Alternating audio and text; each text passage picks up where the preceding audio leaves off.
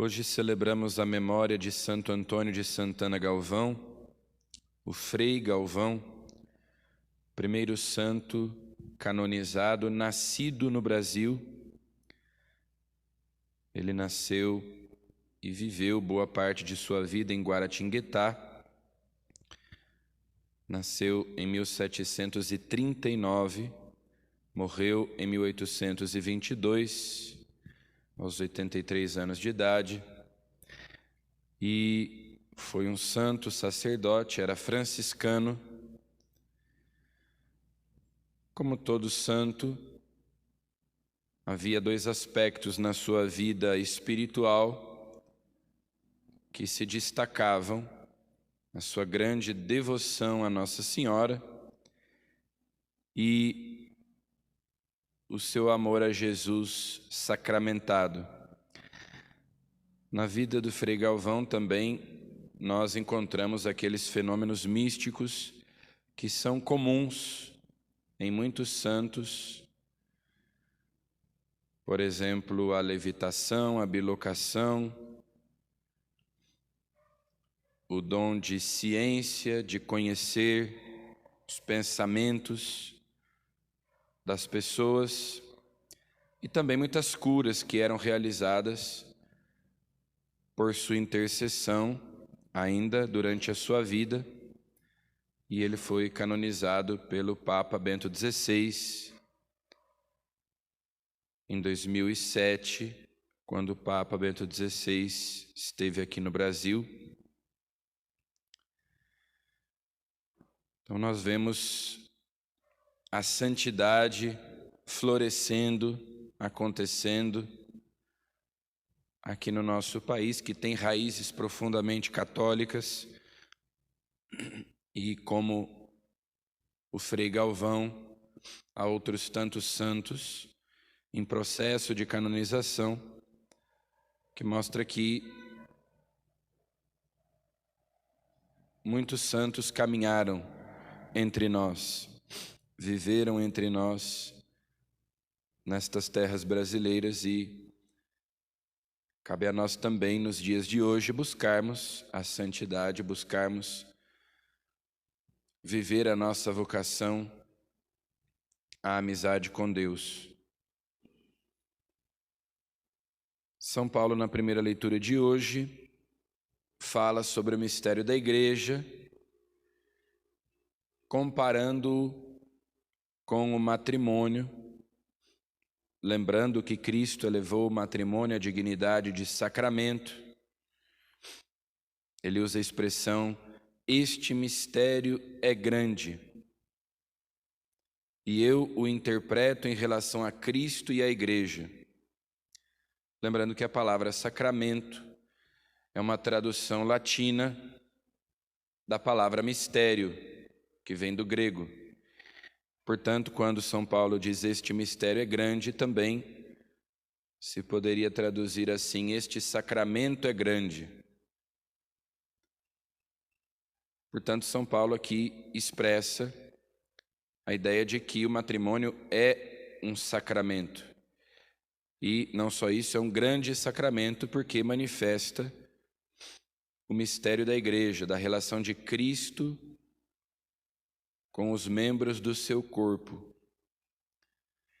E também, claro, São Paulo fala do matrimônio dentro desse contexto em que ele está expondo o que é a igreja. Então São Paulo fala especialmente aqui da santidade da igreja. Ele, Cristo, se entregou, amou a igreja e se entregou por ela. Ele quis assim torná-la santa, purificando-a com o banho da água unida à palavra, que é uma referência ao batismo. É pelo batismo que nós somos purificados e tornados membros do corpo de Cristo. Ele quis assim apresentá-la a si mesmo esplêndida, sem ruga, nem mancha, nem defeito algum, mas santa e irrepreensível. Essa é a primeira nota da igreja. A igreja é santa, porque é a esposa imaculada do Cordeiro Divino, do Cordeiro Imaculado. Ele quis apresentá-la a si mesmo esplêndida, sem mancha, nem ruga, nem defeito algum, mas santa e irrepreensível. A Igreja de Cristo é indefectivelmente santa, ainda que nós, que somos membros da Igreja, filhos da Igreja, sejamos pecadores, mas a Igreja é sempre santa. Por isso nós rezamos na missa, no rito da comunhão: não olheis os nossos pecados, mas a fé que anima a vossa Igreja.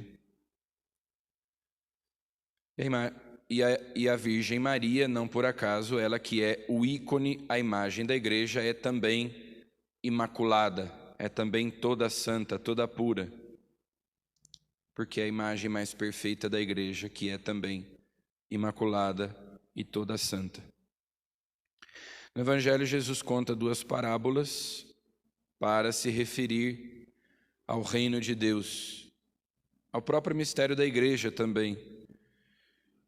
A semente de mostarda, um pequeno grão que se torna uma grande árvore, e as aves do céu fazem ninhos em seus ramos.